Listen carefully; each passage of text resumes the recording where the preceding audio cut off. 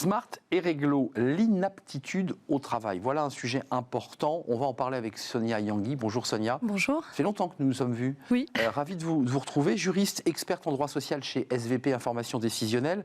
D'abord, commençons pas à pas. Comment on constate l'inaptitude au travail? Précisons que l'inaptitude, c'est le fait qu'on ne retourne plus sur son lieu de travail dès lors qu'on a été considéré comme inapte. Oui, c'est ça. L'inaptitude, c'est l'incapacité du salarié d'exercer son poste de travail pour des raisons d'ordre médical. Et donc, c'est le médecin du travail qui constate l'inaptitude. Alors, il y a plusieurs étapes qui sont prévues dans le Code du travail. Il doit réaliser un examen, au moins un examen médical, ça veut dire qu'il peut en faire plusieurs. Il doit réaliser une étude de poste et également une étude des conditions de travail, accompagnée de son équipe pluridisciplinaire. Et enfin, il doit échanger avec l'employeur. Une fois ces étapes réalisées, eh bien, effectivement, le médecin du travail, s'il estime qu'il n'y a aucune adaptation du poste, il va le déclarer inapte. Alors, je m'arrête un instant. Il faut évidemment qu'il n'y ait aucune adaptation du poste. C'est-à-dire, le salarié dit « je suis posté, je fais toujours le même geste et je suis dans l'incapacité de pouvoir reprendre les pièces », par exemple. C'est ça. Si on ne peut pas adapter la machine, ce qui est souvent le cas, auquel cas, là, il y a une option, c'est que l'entreprise dise à ce salarié je vous replace dans les bureaux, ce qui arrive fréquemment. Voilà, alors donc c'est ça, c'est l'inaptitude, elle est déclarée par rapport au poste qu'occupait le salarié. Mais il n'est pas... s'il y a une adaptation, le médecin du travail va donc mentionner cette adaptation, cette transformation possible, et si ce n'est pas possible, effectivement, il va le déclarer inapte. Après, ça n'empêche pas le médecin de proposer des reclassements sur d'autres types de postes. Donc lui dire, par exemple, vous êtes apte à travailler dans un poste administratif, par exemple. Ça, c'est intéressant, Sonia. Le médecin fait des propositions de reclassement ? Oui, le médecin doit proposer des solutions de reclassement adaptées aux capacités réduites du salarié. Je veux dire, le médecin donne les grands traits en disant cet homme ne pourra plus bouger le bras et être debout. C'est ça. Il faut donc mécaniquement lui proposer un poste assis, par exemple. Exactement. Ou alors interdit de faire des ports de charges lourdes et donc adapter le poste. Ça touche, puisque vous avez choisi de nous parler de ce sujet, ça touche quand même des salariés qui sont dans des métiers physiques, j'imagine, le BTP, la maçonnerie. Oui, mais pas que. Pas que. Il y a aussi des métiers du tertiaire qui sont concernés. Oui. Alors, bien évidemment, les métiers difficiles dans la construction, etc., sont quand même majoritairement touchés. Mais on a aussi des métiers répétitifs dans le commerce, etc. Donc, non, ça touche tous les secteurs. Le statut du salarié qui donc est touché ou frappé par cette inaptitude, il est toujours considéré dans son contrat de travail CDD, CDI, il n'y a pas de rupture de contrat. Non, en fait, le salarié, une fois qu'il est déclaré inapte, il n'a plus l'obligation de se présenter à son poste de travail, puisqu'il n'est plus apte à exercer son activité. Et donc, pour autant, le pouvoir de direction de l'employeur continue de s'appliquer, ce qui signifie que lorsque l'employeur lui demande de se présenter à un entretien parce qu'il veut discuter justement d'une proposition de reclassement, par exemple, le salarié doit se présenter. Et dans ce temps, d'ailleurs pendant un délai d'1 mois, le salarié n'est plus rémunéré. Sauf en cas d'inaptitude professionnelle. Reconnue professionnelle.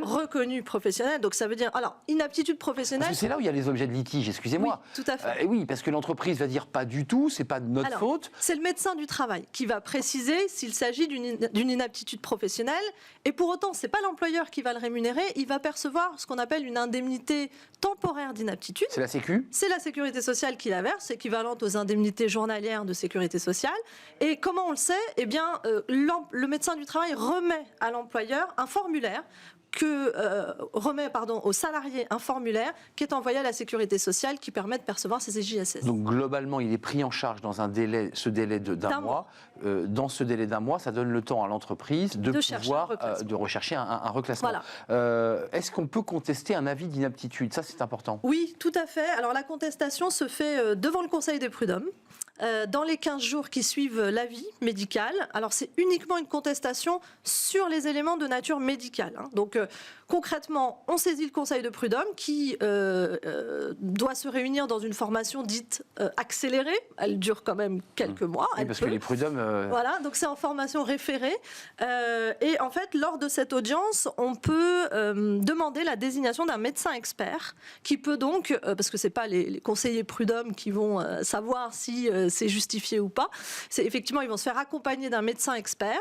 Et donc ensuite, pendant ce temps-là, l'avis d'inaptitude continue de produire effet. Mais attendez, le litige vient plutôt de l'entreprise qui conteste ou c'est plutôt le salarié parce que ça peut être les deux, mais en général, c'est plutôt l'employeur qui conteste. C'est l'employeur qui conteste parce que le salarié dit « moi, je ne peux plus faire ce métier », parce que c'est ça l'enjeu. Et l'entreprise dit « si, il est tout à fait apte à le faire ». C'est ça l'enjeu. Alors, l'enjeu, c'est ça, mais après, le litige peut venir des deux parties, parce qu'un salarié peut aussi avoir du mal à accepter son inaptitude et estimant qu'il est lésé dans ses droits. Mais en général, c'est quand même l'entreprise qui conteste. Donc, il peut contester de part et d'autre le salarié et l'employeur qui peut contester donc ce statut de salarié en inaptitude. Est-ce qu'il y a une procédure à respecter? Parce qu'imaginons le cas de figure d'une toute petite PME, la personne avait des tâches répétitives, c'était le poste et c'était sa fiche de poste, elle n'est plus apte, on ne peut pas le reclasser. Qu'est-ce qui se passe? Alors, si on ne peut pas le reclasser, on doit le licencier.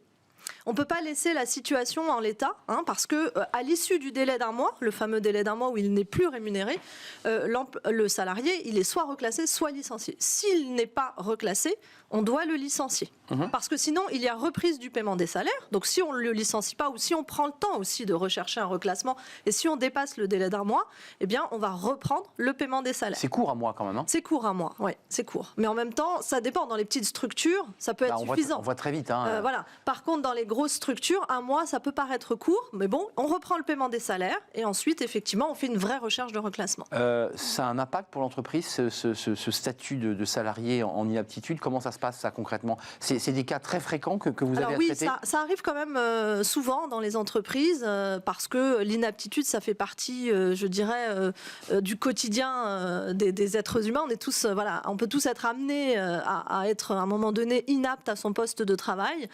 Alors, disons que pour les entreprises, ce qui est délicat, c'est ce lien avec le médecin du travail, parce que quand on reçoit un avis d'inaptitude et qu'on n'a pas de proposition de reclassement très claire, on peut effectivement avoir des difficultés à chercher un reclassement, et notamment dans les petites structures. Évidemment. Donc il faut vraiment dialoguer avec le médecin du travail, ne pas hésiter à le contacter, à demander des explications sur les propositions. Vous parlez aux entreprises là, oui, notamment. Oui, notamment parce que effectivement, on a cet accompagnement qui existe avec le médecin du travail et qui est peut-être un peu sollicité, et pourtant c'est vraiment la clé. Avant de nous quitter, Sonia, un cas pratique, parce que je ne sais pas si vous avez été confronté à ce cas de figure. Là, on a en tête le salarié qui, par des gestes répétitifs, va avoir des problèmes musculo-squelettiques et à terme ne pourra plus exercer son métier. Ça, c'est classique. Mais imaginons un salarié qui a eu un accident de moto, de voiture, et qui, par son invalidité liée à l'accident qu'il a eu, ne pourra plus exercer son métier. En allant très loin, un footballeur qui se blesse et qui ne peut plus... Comment ça se passe là? Alors, déjà, il ne faut pas confondre l'invalidité et l'inaptitude. Voilà, c'est pour ça que je voulais... Voilà. L'invalidité, c'est une notion de sécurité sociale. Donc, on a la catégorie 1, où on peut encore travailler, la catégorie 2, où là, on ne peut plus travailler, mais on pourrait travailler sur d'autres postes, et la catégorie 3, où là, on a besoin d'une tierce personne, parce que ça touche à l'autonomie. Donc, mais vous avez raison, parce que l'invalidité, par exemple, catégorie 2, elle peut déclencher une inaptitude. Bon. Voilà. Donc après, vous faites la distinction entre l'accident de moto, par exemple, sur un fait privé, et l'accident du travail. Alors là aussi, ça a un impact, parce que l'inaptitude professionnelle, donc celle dont l'origine est un accident du travail ou une maladie professionnelle, là c'est les troubles musculo-squelettiques par exemple, eh bien, n'est pas traitée exactement de la même façon en termes d'indemnisation que l'inaptitude non professionnelle liée à une maladie simple. Moins indemnisée. Alors, sur le plan indemnitaire, c'est-à-dire si jamais on licencie ses salariés, le salarié qui est licencié pour inaptitude non professionnelle, il va percevoir une indemnité de licenciement classique, de droit commun, ou conventionnelle si elle est plus favorable, mais il n'aura pas son indemnité de préavis, puisqu'il ne peut pas l'effectuer. Par contre, le licenciement pour inaptitude professionnelle, il va recevoir une indemnité dite spéciale de licenciement, donc c'est le double de l'indemnité légale de licenciement, et il va percevoir une indemnité compensatrice de préavis. Donc c'est plus favorable, entre guillemets, vu la situation, bon, c'est plus favorable sur le plan des indemnités d'être en inaptitude professionnelle que d'être en inaptitude non professionnelle. liée à une invalidité de base. Tout ça, c'est validé par un médecin du travail. C'est pas nous qui décidons. C'est lui le juge de paix. C'est lui qui décide. Et parfois, cela finit au prud'homme, mais sachons qu'il y a quand même des experts médecins au prud'homme. Tout à fait. C'est pas les syndicalistes ou oui, les juges non, professionnels. ils sont accompagnés de médecins, tout à fait. Merci Sonia Yangui d'être venue nous rendre visite pour nous éclairer sur ce sujet évidemment important, juriste, experte en droit social chez SVP Information Décisionnelle. Faisons une courte pause et puis on va s'intéresser avec nos invités à la flexibilité et au-delà même d'ailleurs aux transformations des organisations du travail, des salariés qui veulent quitter leur statut de salarié pour devenir indépendants, la quête de sens, tous ces sujets finalement qui traversent les organisations et le monde du travail. On va en parler avec nos invités juste après la pause.